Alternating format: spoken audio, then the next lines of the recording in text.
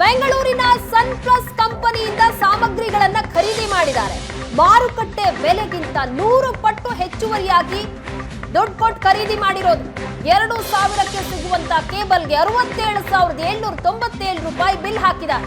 20,000 ಬಿಲ್ಗೆ 5 lakh GST ಹಾಕಲಾಗಿದೆ ಅಧಿಕಾರಿಗಳಿಂದ. Sony 75 ಇಂಚಿನ ಟಿವಿಗೆ 6,80,000 ಟ್ಯಾಕ್ಸ್. 45 ಲಕ್ಷ ರೂಪಾಯಿಯ ಉಪಕರಣಕ್ಕೆ 72 ಲಕ್ಷ ರೂಪಾಯಿಯನ್ನ ಬಿಲ್ ಮಾಡಲಾಗಿದೆ. ಇದು ಈಗ ಅನುಮಾನಕ್ಕೆ ಕಾರಣ ಆಗಿದೆ. ಹಾಗಾದ್ರೆ ಇವುಗಳನ್ನೆಲ್ಲ ಖರೀದಿ ಮಾಡುವಾಗ ಅವ್ಯವಹಾರ ನಡೀತಾ ಅಂತ. ಮಾರುಕಟ್ಟೆ ಬೆಲೆಗಿಂತ 100 ಪಟ್ಟು ಹೆಚ್ಚುವರಿಯಾಗಿ ದುಡ್ಡು ಕೊಟ್ಟು ಖರೀದಿ ಮಾಡಿರೋದು ಅನುಮಾನಕ್ಕೆ ಕಾರಣ ಆಗಿದೆ. 2000ಕ್ಕೆ ಸಿಗುವಂತ ಕೇಬಲ್ಗೆ 67,797 ರೂಪಾಯಿ ಬಿಲ್ ಮಾಡಿದ್ದಾರೆ. 5 ಲಕ್ಷಕ್ಕಿಂತ ಜಾಸ್ತಿ ಖರೀದಿ ಮಾಡಬೇಕು ಅಂದ್ರೆ ಇಲ್ಲಿ ಟೆಂಡರ್ ಕಡ್ಡಾಯ ಆಗಿರುತ್ತೆ. 72 ಲಕ್ಷಕ್ಕೂ ಹೆಚ್ಚು ಉಪಕರಣವನ್ನ ಖರೀದಿ ಮಾಡಿದ್ರು ಸಹ ಇಲ್ಲಿ ಟೆಂಡರ್ ಕರೆದಿಲ್ಲ. ಭ್ರಷ್ಟಾಚಾರದ ವಾಸನೆ ಬರ್ತಾ ಇದ್ದಂತೆ ಎಚ್ಚೆತ್ತುಕೊಂಡಿದ್ದಾರೆ ಸಚಿವರು. ವಿವರಣೆ ನೀಡುವಂತೆ ಇಲಾಖೆಯ ಪ್ರಧಾನ ಕಾರ್ಯದರ್ಶಿಗೆ ಪತ್ರ ಬರೆಯಲಾಗಿದೆ. ಅಕ್ರಮವೆಸಗಿದವರ ವಿರುದ್ಧ ಕ್ರಮಕ್ಕೆ ಸಚಿವ ಈಶ್ವರ್ ಖಂಡ್ರೆ ಪತ್ರ ಬರೆದಿದ್ದಾರೆ. ಸಚಿವರು ಪತ್ರ ಬರೆದ್ರೂ ಸಹ ಉತ್ತರ ಕೊಟ್ಟಿಲ್ಲ ಇನ್ನೂ ಸಹ ನಿಗಮದ ಸದಸ್ಯರು. ಭ್ರಷ್ಟಾಚಾರದ ವಾಸನೆ ಬರ್ತಾ ಇದ್ದಂತೆ ಸಚಿವ ಈಶ್ವರ್ ಖಂಡ್ರೆ ಅವರು ಎಚ್ಚೆತ್ತುಕೊಂಡ್ರು. ಇದ್ರ ಬಗ್ಗೆ ವಿವರಣೆ ಕೊಡಿ ಅಂತ ಕೇಳಿದ್ರೆ ಇನ್ನೂ ಸಹ ಸಚಿವರು ಬರೆದಂತಹ ಪತ್ರಕ್ಕೆ ನಿಗಮದ ಸದಸ್ಯರು ಉತ್ತರ ಕೊಟ್ಟಿಲ್ಲ. ಈ ಬಗ್ಗೆ ಹೆಚ್ಚಿನ ಡೀಟೇಲ್ಸ್ ಕೊಡ್ತಾರೆ ನಮ್ಮ ಪ್ರತಿನಿಧಿ ವಿದ್ಯಾ. ರಾಜ್ಯ ಮಾಲಿನ್ಯ ನಿಯಂತ್ರಣ ಮಂಡಳಿಯಲ್ಲಿ ಉಪಕರಣ ಖರೀದಿಯಲ್ಲಿ ಅವ್ಯವಹಾರ ಆಯ್ತಾ ಅನ್ನುವಂತಹ ಪ್ರಶ್ನೆ ಕಾಡುತ್ತೆ. ಅದಕ್ಕೆ ಪುಷ್ಟಿ ನೀಡ್ತಾ ಇದೆ ಈಶ್ವರ್ ಖಂಡ್ರೆ ಅವರು ಬರೆದಿರುವಂತಹ ಪತ್ರ. ಏನಾಗಿದೆ ಹಾಗಾದ್ರಲ್ಲಿ ಅಂತ? ಖಂಡಿತವಾಗ್ಲೂ ಪ್ರಗತಿ, ಈಗ ಕಾಂಗ್ರೆಸ್ ಸರ್ಕಾರದ ಮತ್ತೊಂದು ನಿಗಮದಲ್ಲಿ ಹಗರಣ ಆಗಿದೆಯಾ ಅನ್ನುವಂತಹ ಪ್ರಶ್ನೆ ಮೂಡುವಂಥದ್ದು. ಅದಕ್ಕೆ ಪುಷ್ಟಿ ನೀಡ್ತಾ ಇರುವಂತದ್ದು ನೀವು ಹೇಳಿದಾಗೆ ಸಚಿವರು ಬರೆದಿರುವಂತಹ ಪತ್ರ. ಕಳೆದ ಮಾರ್ಚ್ನಲ್ಲಿ ಏನು ಸಚಿವಾಲಯಕ್ಕೆ ಉಪಕರಣಗಳನ್ನ ಖರೀದಿ ಮಾಡಿದ್ರು. ಟಿವಿ ಇರಬಹುದು, ಕಂಪ್ಯೂಟರ್ ಇರಬಹುದು, ಅದರ ಜೊತೆಗೆ ವಿಡಿಯೋ ಕಾನ್ಫರೆನ್ಸ್ ಯೂನಿಟ್ ಏನಿರುತ್ತೆ, ಈ ರೀತಿಯಾದಂತಹ ಎಲೆಕ್ಟ್ರಾನಿಕ್ ಸಾಮಗ್ರಿಗಳನ್ನ ಪೂರೈಕೆ ಮಾಡೋದಿಕ್ಕೆ ಅಂತ ಹೇಳಿ ಟೆಂಡರ್ ಅನ್ನ ಕೂಡ ಕರೀದೆ ಅವರು ಸಾಮಗ್ರಿಗಳನ್ನ ಪೂರೈಕೆ ಮಾಡಲಾಗಿತ್ತು. ಸೊ 75 ಲಕ್ಷ ರೂಪಾಯಿ ಬಿಲ್ ಹಾಕಿದಾಗ ಅವರು ಟೆಂಡರ್ ಅನ್ನ ಕರಿಬೇಕಾಗತ್ತೆ. ಆದ್ರೆ ಟೆಂಡರ್ ಅನ್ನ ಕರೀದೆ ಅವರು ಉಪಕರಣಗಳನ್ನ ಖರೀದಿ ಮಾಡಿದ್ರು. ಆದ್ರೆ ಈ ಉಪಕರಣಗಳನ್ನ ಖರೀದಿ ಮಾಡಿರುವಂತಹ ಟೈಮ್ ಅಲ್ಲಿ ಇವರು ಹಗರಣ ಆಗಿರುವಂತದ್ದು ಬೆಳಕಿಗೆ ಬಂದಿದೆ.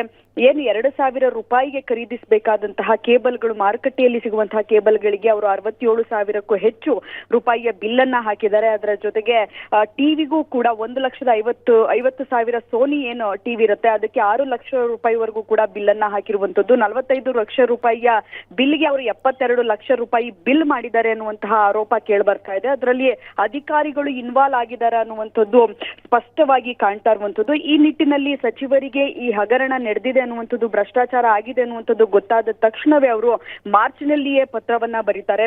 ಸೊ ಪತ್ರವನ್ನ ಬರೆದು ಈ ಪ್ರಕರಣಕ್ಕೆ ಸಂಬಂಧಪಟ್ಟಂತೆ ನೀವು ವಿವರಣೆಯನ್ನ ಕೊಡಿ, ಉಪಕರಣವನ್ನ ಖರೀದಿಸುವಾಗ 2ರಿಂದ 100ರಷ್ಟು ದುಪ್ಪಟ್ಟು ಹಣದ ಬಿಲ್ ಅನ್ನ ಹಾಕಿದ್ದೀರಾ ಅಂತ ಹೇಳಿ ಅವರು ಪತ್ರದಲ್ಲಿ ಮೆನ್ಷನ್ ಮಾಡಿ ವಿವರಣೆಯನ್ನ ಕೇಳಿರ್ತಾರೆ. ಆದ್ರೆ ಸಚಿವರ ಪತ್ರಕ್ಕೆ ಯಾವುದೇ ಉತ್ತರವನ್ನ ಮಾಲಿನ್ಯ ನಿಯಂತ್ರಣ ಮಂಡಳಿಯ ಸದಸ್ಯ ಕಾರ್ಯದರ್ಶಿಗಳು ಕೊಡಲ್ಲ. ಅದಾದ ನಂತರ ಸಚಿವಾಲಯದ ಅಧಿಕಾರಿಗಳು ಕೂಡ ಪತ್ರವನ್ನ ಬರೀತಾರೆ. ಸೊ ಅವರ ಪತ್ರಕ್ಕೂ ಕೂಡ ಯಾವುದೇ ಉತ್ತರವನ್ನ ಕೊಟ್ಟಿಲ್ಲ. ಈಗ ಮೊನ್ನೆಯಷ್ಟೇ ಮತ್ತೊಂದು ಪತ್ರ ಸಚಿವಾಲಯದಿಂದ ಬಂದಿರುವಂತದ್ದು. ಸೊ ನವೆಂಬರ್ 30ನೇ ತಾರೀಕು ಮತ್ತೊಮ್ಮೆ ಪತ್ರವನ್ನ ಬರೆದಿದ್ದಾರೆ. ಸೊ ಯಾರೆಲ್ಲ ಈ ಪ್ರಕರಣದಲ್ಲಿ ಭಾಗಿಯಾಗಿದ್ದಾರೆ ಅಂತವರ ವಿರುದ್ಧ ಕ್ರಮವನ್ನ ತೆಗೆದುಕೊಳ್ಳಿ ಅನ್ನುವಂತಹ ಪತ್ರವನ್ನ ಬರೆದಿದ್ರು ಕೂಡ ಇಲ್ಲಿಯವರೆಗೆ ಯಾವುದೇ ಕ್ರಮ ಆಗಿಲ್ಲ. ಅದರ ಜೊತೆಗೆ ಆರ್ಟಿಐ ಕಾರ್ಯಕರ್ತರು ಇದ್ರ ಬಗ್ಗೆ ನೀವು ನಮಗೆ ಮಾಹಿತಿಯನ್ನ ಕೊಡಿ ಅಂತ ಕೇಳಿದಾಗ್ಲೂ ಕೂಡ ಆರ್ಟಿಐ ಅಧಿಕಾರಿಗಳಿಗೂ ಕೂಡ ಕೊಡದೆ ಅವರು ಆಟವನ್ನ ಆಡಿಸ್ತಾ ಇರುವಂತದ್ದು. ನಾವು ಇನ್ವೆಸ್ಟಿಗೇಷನ್ ಅನ್ನ ಮಾಡ್ತಾ ಇದೀವಿ, ಈ ಕಾರಣಕ್ಕಾಗಿ ನಾವು ಯಾರಿಗೂ ಕೂಡ ಫೈಲ್ ಅನ್ನ ಕೊಡಲ್ಲ ಅನ್ನುವಂತಹ ಮಾತನ್ನ ಹೇಳ್ತಾ ಇದ್ದಾರೆ ಅಂತ ಸಾಕಷ್ಟು ಜನ ಆರ್ಟಿಐ ಕಾರ್ಯಕರ್ತರು ಕೂಡ ಆರೋಪವನ್ನ ಮಾಡ್ತಾ ಇರುವಂತದ್ದು.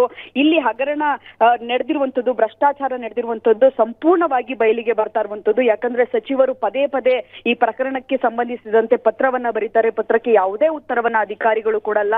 ಅದಾದ ನಂತರ ಅಧ್ಯಕ್ಷರಿಗೆ ನೇರವಾಗಿ ಪತ್ರ ಬರೀತಾರೆ. ಯಾರೆಲ್ಲ ಅಧಿಕಾರಿಗಳು ಇದರಲ್ಲಿ ಭಾಗಿಯಾಗಿದ್ದಾರೆ ಅಂತವರ ವಿರುದ್ಧ ಕ್ರಮವನ್ನ ಜರುಗಿಸಿ, ಯಾರೆಲ್ಲ ವಿರುದ್ಧ ನೀವು ಕ್ರಮ ಜರುಗಿಸಿದ್ದೀರಾ ಅನ್ನುವಂಥದ್ದನ್ನ ಸಂಪೂರ್ಣವಾಗಿ ನಮಗೆ ಮಾಹಿತಿಯನ್ನ ಕೊಡಿ ಅಂತ ಹೇಳಿ ಪತ್ರವನ್ನ ಬರೆದಿದ್ರು ಕೂಡ ಇವತ್ತಿನವರೆಗೆ ಯಾವುದೇ ಅಧಿಕಾರಿಗಳು ಸಚಿವರ ಪತ್ರಕ್ಕೆ ಉತ್ತರ ಕೊಡುವಂತಹ ಕೆಲಸವನ್ನ ಮಾಡಿಲ್ಲ. ಇದು ಸಂಪೂರ್ಣವಾಗಿ ನಿಗಮದಲ್ಲಿ ನಡೆದಿರುವಂತಹ ಭ್ರಷ್ಟಾಚಾರವನ್ನ ಎತ್ತಿ ಹಿಡಿತಾ ಇರುವಂತದ್ದು. ಪ್ರಗತಿ. ಥ್ಯಾಂಕ್ ಯು ವಿದ್ಯಾ, ನಿಮ್ಮೆಲ್ಲ ಡೀಟೇಲ್ಸ್ ಗಾಗಿ.